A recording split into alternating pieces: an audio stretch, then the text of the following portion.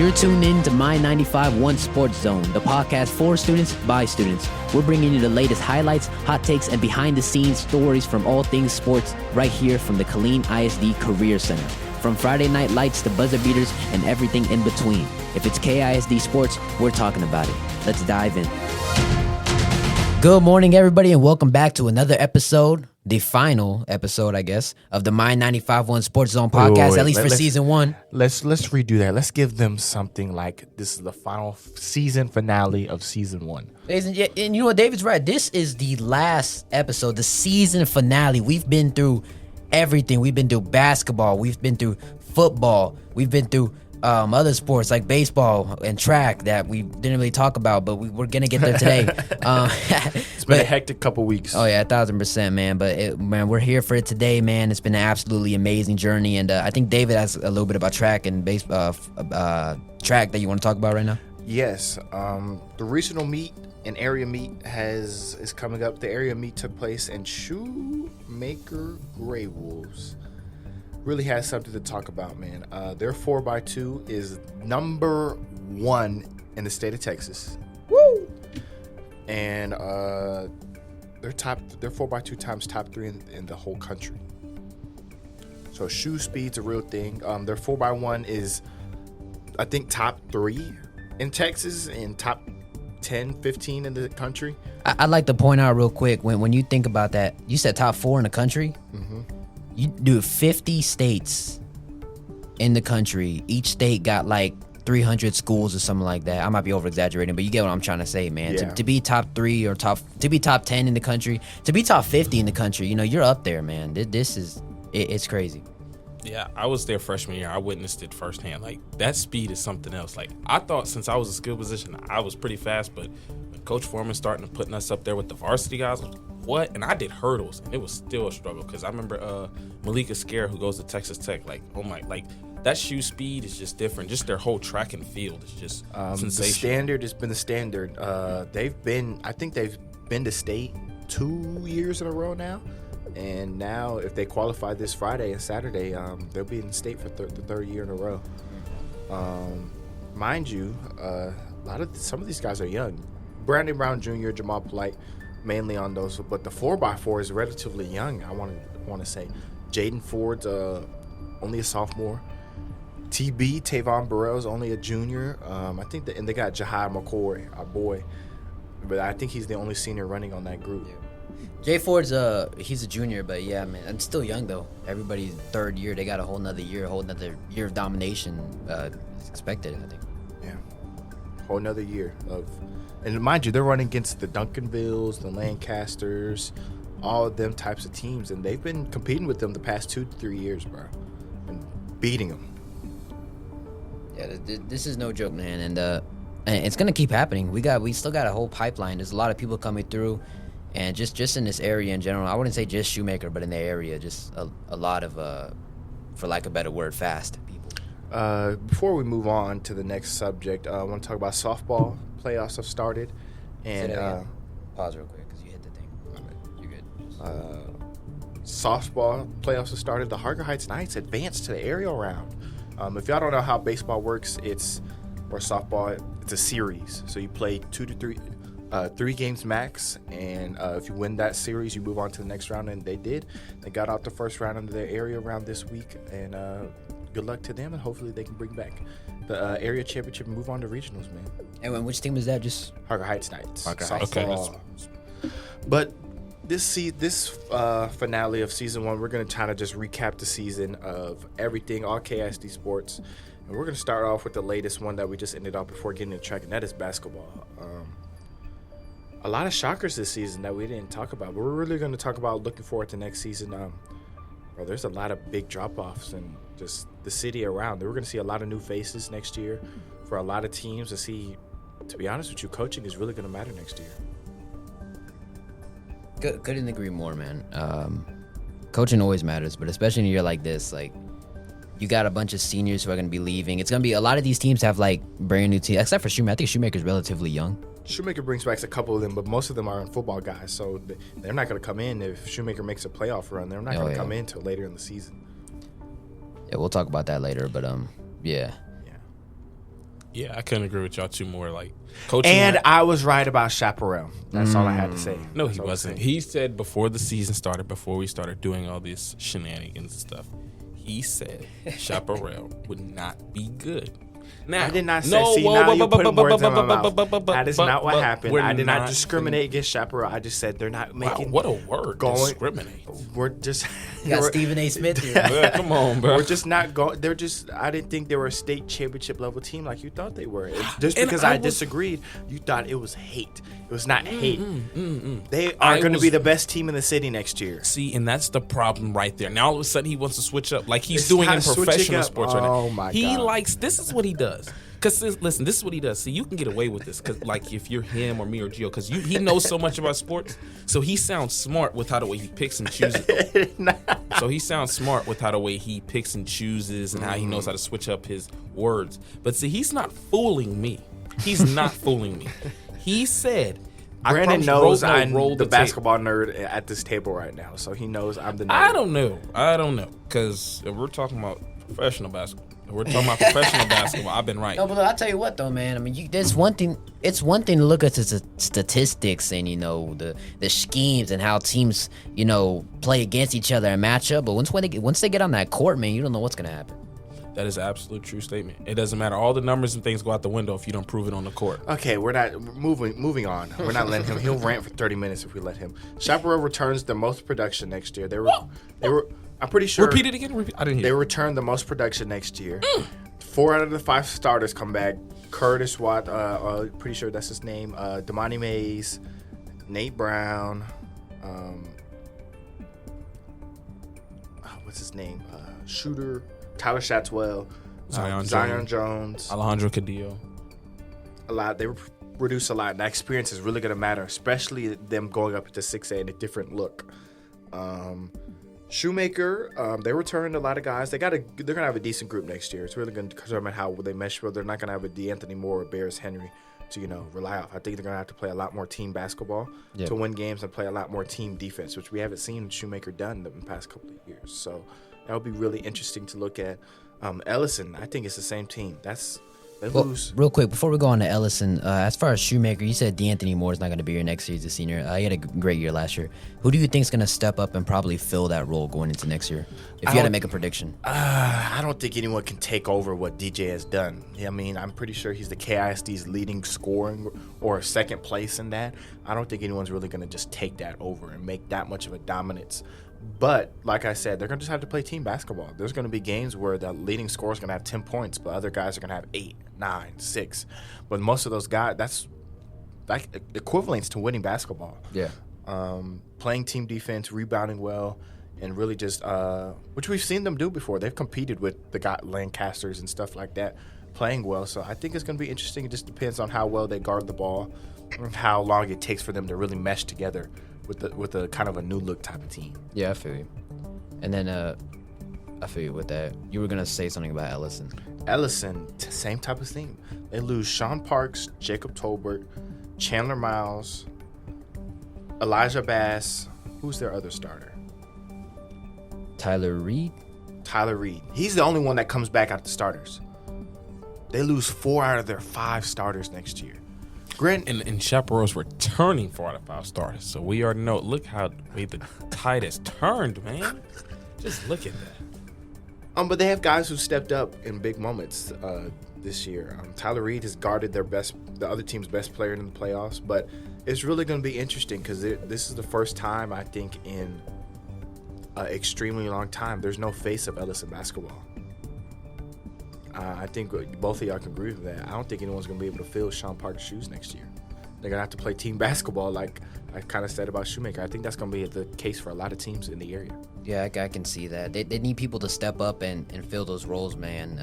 I know they got a couple players on the bench that I've seen, but I'm not sure if they have other people coming up through the pipeline that they're going to automatically put into the lineup, or if they got bench players that are going to go. According to the zoning, they might have a decent 8th grader that's coming in that I know is going to Ellison. I personally watched him.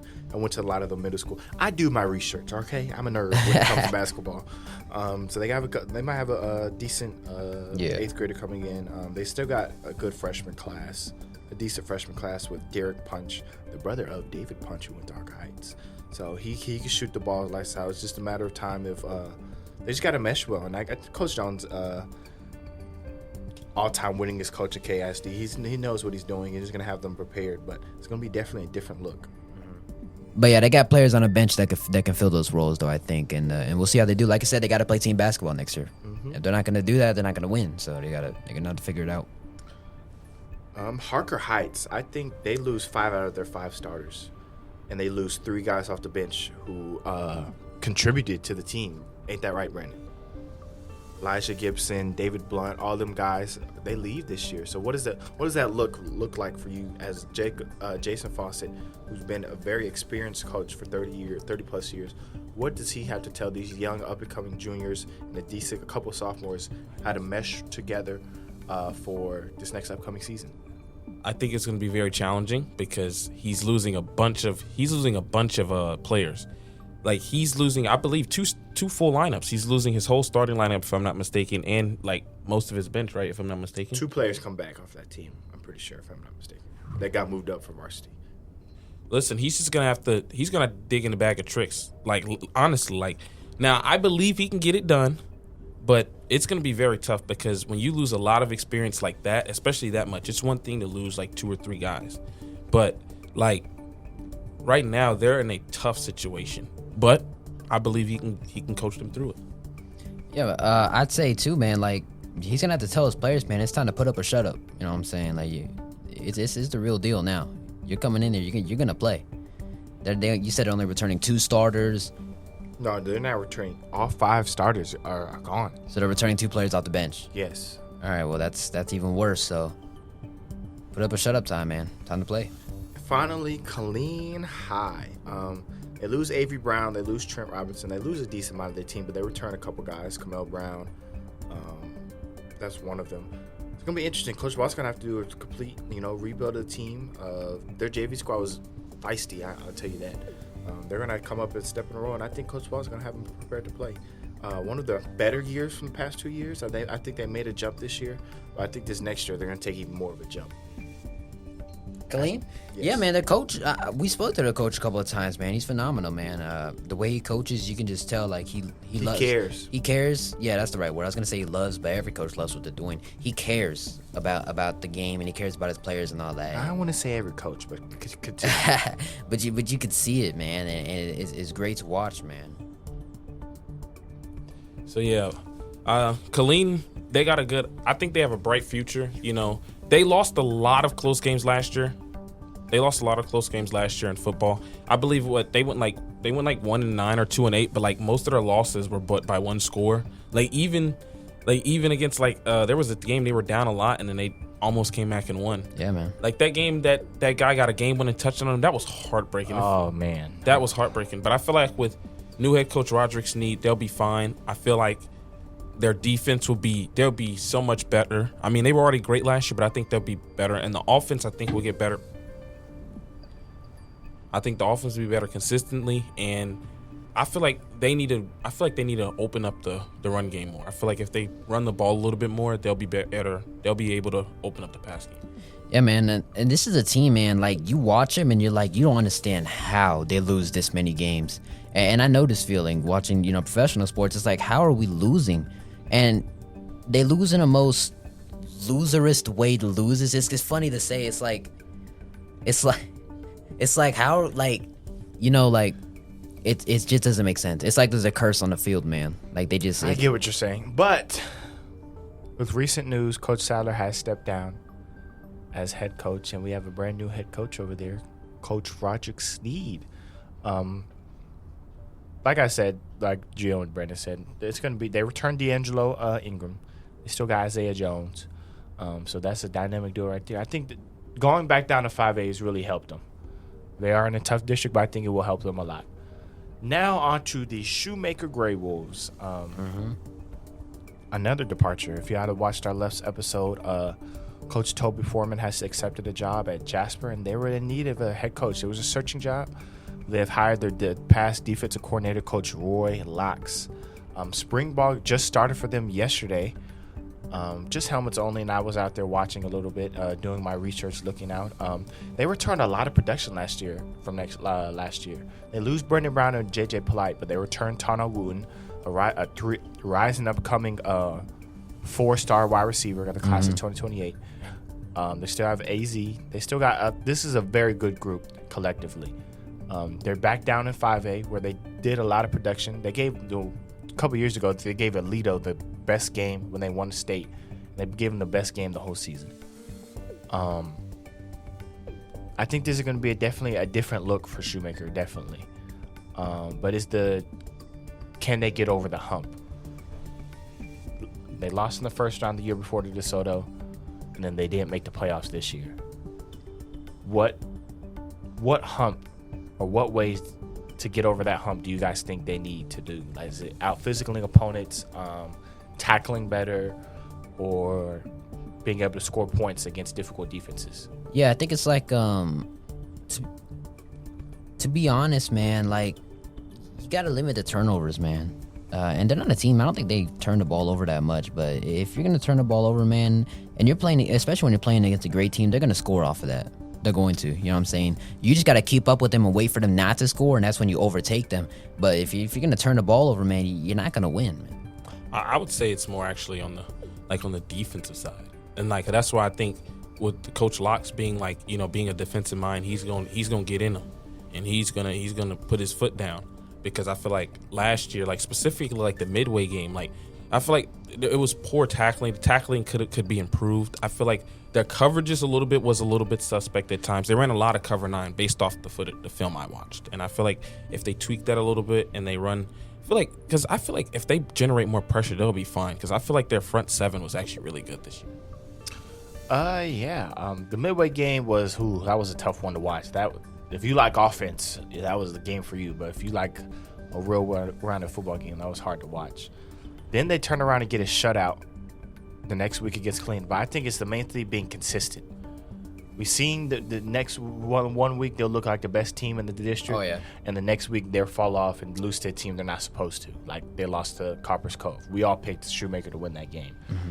Oh my gosh! Don't even get me started. That like I remember seeing they was up 12, and then Gio texted me, "Hey Brandon, you just lost." I was like, "Stop!" Like that was shocking that they lost. That was probably the first the most upset disappointing I've loss. seen. That was probably the most disappointing loss. That was more disappointing than midway because at least with like they were the up midway the whole game. They controlled the clock. Because at least with the midway game, they had just came off a beating. I want to believe Temple, right? And in an undefeated matchup, the mood was high. Probably a little hangover. You get what I'm saying? Yeah. But that loss that they took was unnecessary and uncalled for. I feel like if they played nine more times, because 9 times with the if they play 9 more times, I feel like they could honestly beat Copper's Cove.